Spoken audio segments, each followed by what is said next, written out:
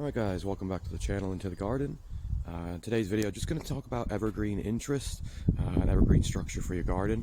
I certainly find these are key to really work into your garden design, as of course, as we're coming to the back of the year now, we're starting to think about putting some plants to bed. A lot of the evergreen, or the big tropical leaves will slowly be fading away towards the end of the year, and of course once that does happen, you got to think about the kind of gaps that you'll have in the garden, and you know what the kind of look will be like in the winter months.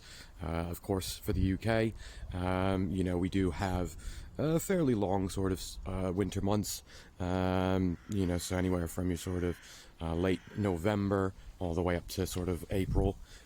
So a good few months where essentially, yes, we're going to be having you know, only really your evergreen structure showing in the garden here.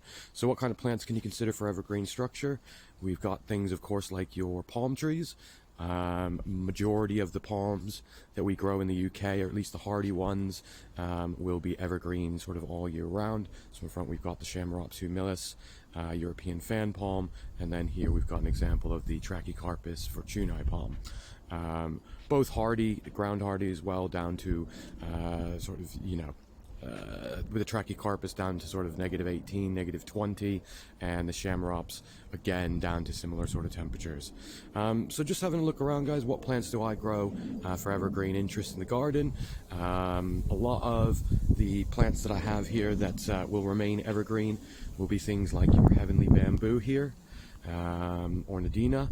Then we've also got the red robin tree. Now this, of course, was a bush, but I've lifted the canopy on this to provide underplanting down here off the back of the pond. Now, one benefit of having sort of the evergreen structure as well is that when you have your slightly less hardy plants underneath, it can provide that protection throughout the winter, even for the evergreens, or sorry, for the perennials and things that are in the ground, just giving the ground that little bit of extra warmth, keeping that warmth in during the coldest times here, of course helping with frost getting to the ground as well. So these are just things to consider. Another one to think about here, guys, and I think the view, I'll come back around here. Another one to think about is things like your bamboos are great for evergreen structure here. Of course, giving that height, giving you some interest all year round.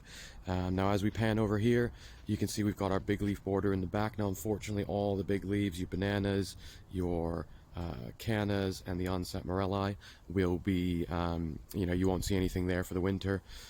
So behind that I've got one of the yuccas. Again, that's an evergreen that provides interest in the back there once all of the big leaves go down for the winter.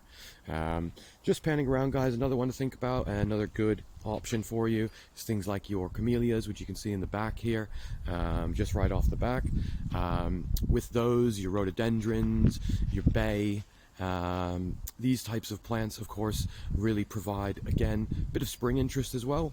With the bay, it's not going to flower, but you know, with the camellias and the rhododendrons, of course, you're going to get your lovely sets of flowers in the spring, and just really setting off the garden for the rest of the year.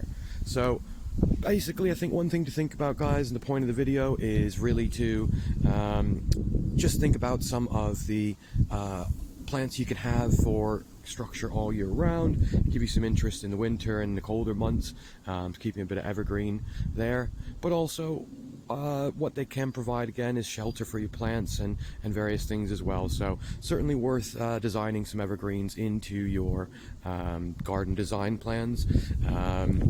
Now, even when it comes to your standard types of trees, at the back here, another one for spring interest is your golden rain tree or golden laburnum.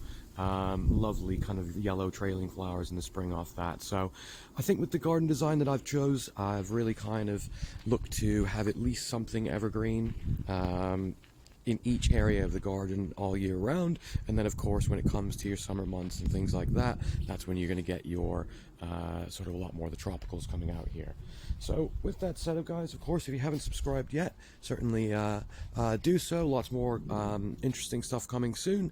Of course, like, share, and we'll see you on the next one.